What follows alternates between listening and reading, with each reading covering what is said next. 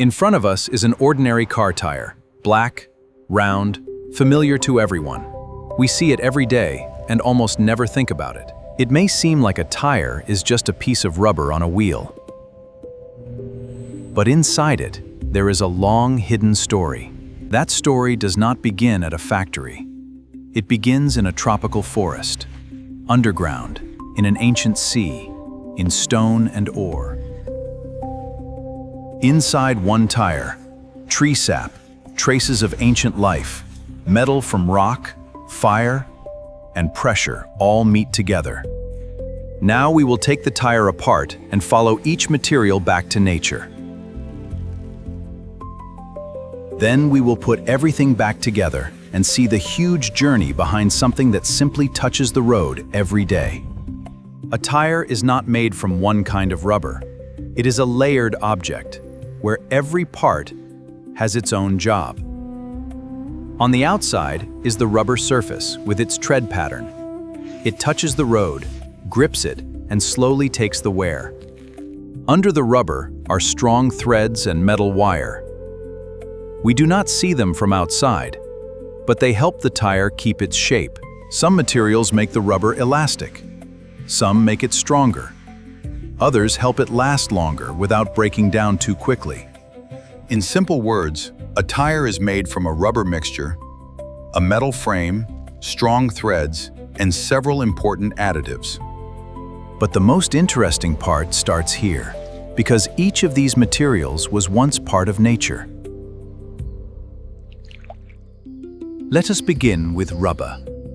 Part of its story starts inside a living tree, growing in warm, humid tropics. This is a rubber tree. When its bark is carefully cut, a white, milky liquid slowly flows out. The liquid is collected in small cups. It looks almost like milk, but inside, it is a natural material for future rubber. The tree does not grow tires. It simply makes this liquid to protect itself and seal wounds in its bark. People learned to collect it gently. Not by cutting the tree down, but by taking small amounts again and again. Then the white liquid is cleaned, thickened, and dried. This turns it into natural rubber, the natural base of future tire rubber. So the first part of a tire comes from a tree. From a tropical climate, humid air, and a living plant. But natural rubber alone is not enough for a modern tire. It needs materials with different qualities, soft, strong, and resistant to wear.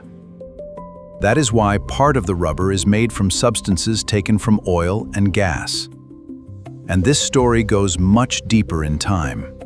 Oil did not appear underground by itself. Millions of years ago, microscopic organisms lived in ancient seas. They were algae, plankton, and other tiny forms of life, almost invisible to the eye. They lived in water, died, and sank to the bottom. If their remains were quickly covered by mud and sand, they did not fully decay. Layer after layer buried them deeper. Millions of years passed. New rocks built up above. Below, it became warmer, pressure rose, and the ancient organic matter slowly changed. This is how oil and gas formed, from the remains of ancient life. They are not just dark liquid from a well, but a trace of very old nature. When oil is extracted today, we bring up the result of enormous time. An ancient sea compressed beneath layers of stone. After extraction, oil and gas go to processing. They are separated into different parts, because one raw material can become many products. Some parts become fuel, while others go into industry. For tires, the important parts are those that can become synthetic rubber. At a chemical plant, tiny particles are joined into long chains. Imagine many short links being connected into one long, flexible thread. From these invisible chains comes a material that behaves like rubber. It can stretch, mix, and become stronger. Synthetic rubber is not used because natural rubber is bad. A tire simply needs fed several different qualities at once. One part must grip the road well. Another must wear down more slowly. A third must work in heat, cold, and rain. That is why one tire can contain natural rubber from a tree and synthetic rubber from oil and gas. So ancient sea life, buried underground for millions of years, becomes part of the material, spinning on a car wheel today. Rubber by itself would not be strong enough. To make it last longer, a very fine black powder is added. This powder makes rubber stronger, helps it wear down more slowly, and gives the tire its familiar black color. It is made from hydrocarbon material connected to oil and gas. The material is heated in a special way, forming tiny black particles. For the viewer, it is simple. Part of ancient underground organic matter becomes not rubber itself, but a black strengthener for it. Oils and softeners are also added to the mixture. They help the rubber mass mix, roll out, and take shape more easily. Without these additives, the rubber would be harder to process and would perform worse during long use on the road. A tire also contains materials that do not come from trees or ancient organic matter, but from minerals and rocks. Some mineral powders are made from natural sand and stone. They are cleaned, ground, and added to the rubber mixture. Sand and stone have their own history too. Rocks formed, broke down under wind and water, moved through rivers, and settled in layers again. There is also sulfur. In nature, it can appear as yellow crystals near volcanic places, in rocks, and also in oil and gas. In a tire, sulfur matters not because of its amount, but because of what it does. Under heat, it helps raw rubber become strong and elastic. So rubber brings together not only trees and ancient seas, but also stone, minerals, volcanic chemistry, and heat. Now let us look at the metal. Inside a tire, there is steel wire, even though we almost never see it from outside. It helps the tire hold tightly to the wheel rim and keep its shape under speed, turns, and weight. The journey of this wire does not begin at a car factory. It begins in the ground, where iron ore deposits are found. Iron ore looks like heavy rock. It contains iron. But the metal still has to be separated from the extra stone. The ore is mined in open pits or underground mines, crushed, cleaned, and sent to a place where it can be melted. In huge furnaces, metal is taken from the ore. It is cleaned, turned into steel, and drawn into thin but very strong wire. So part of a tire begins in rock. Iron ore is heated, melted, cleaned, and turned into steel. That steel is drawn into thin, strong wire, then hidden inside the tire where it helps hold the shape. Besides metal, a tire also has strong threads inside it. They act like a hidden frame and help the rubber hold together under load. Some of these threads can be made from synthetic fibers. Their path also leads back to oil and gas.